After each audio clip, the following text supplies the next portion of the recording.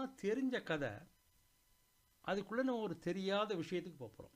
என்னென்னா, நமக்கு தெரியும் ஹிரண்யகசிபு அவன் புள்ள பிரகலாதன் நாராயண நாமமே சொல்லிகிட்டு இருந்தான். ஹிரண்யகசிபு நான் தான் பெரியவன் சொல்லிகிட்டு இருந்தான். அப்போ உன்னோட கடவுள் எங்கே இருக்கான்னு கேட்டதுக்கு தூணிலும் இருப்பார் துரும்பிலும் இருப்பார் சொன்னான் பிரகலாதன். இந்த தூணை உடைச்சான். ஒரு நாழிகைக்குள்ளே பிரகடமானார் நரசிம்மர். என்ன நடந்தது? பாதி மனுஷன் பாதி சிங்கமார் நரசிம்மர் அந்த ராட்சசனை கொன்னுட்டார், ஹிரண்யகசிபு. கொன்ன அப்புறம் அந்த நரசிம்மரோட கோபத்தை கட்டுப்படுத்தவே முடியல.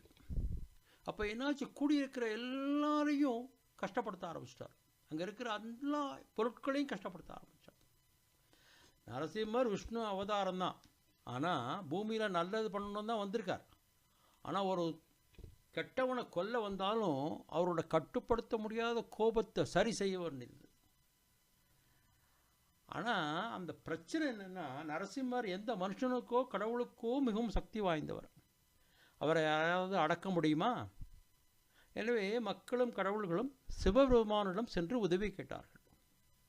ஆனால் நரசிம்மர் தனக்கும் கூட மிகவும் சக்தி வாய்ந்தவர் என்பதை சிவன் உணர்ந்தார். அதாவது சிவனை விட சக்தி வாய்ந்தவர் நரசிம்மர் அப்படின்னு அவருக்கு சிவனுக்கு தெரிஞ்சு கொடுத்து.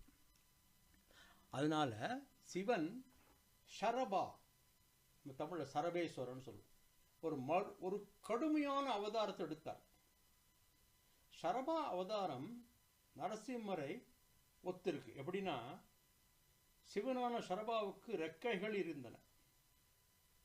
அவருக்கு 4 மனித உருவ கைகள் தவிர 8 விலங்கு கால்கள் இருந்தன.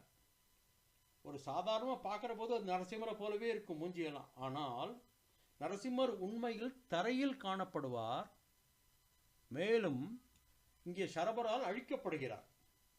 இதனால் சிவன் ஷரப விஷ்ணு அவதாரமான நரசிம்மரை அழித்தார் அப்படின்னு கதை. இதுக்கு நடுப்புற வேற ஒரு இடத்துக்கு போவோம். இப்போ நம்ம வைஷ்ணவாளெல்லாம் கேட்டால் அவள் சிவன் சரபேஸ்வரனாக நரசிம்மரோட கோபத்தை அழித்தார்னு சொல்லலை. லக்ஷ்மியினாலேயே அவர் கோபத்தை கட்டுப்படுத்த முடியல, லக்ஷ்மியே பயந்தா. அதனால பிரகலாதனையே கிட்டக்க போச்சுன்னா நீயே போய் சொல்லுப்பானா.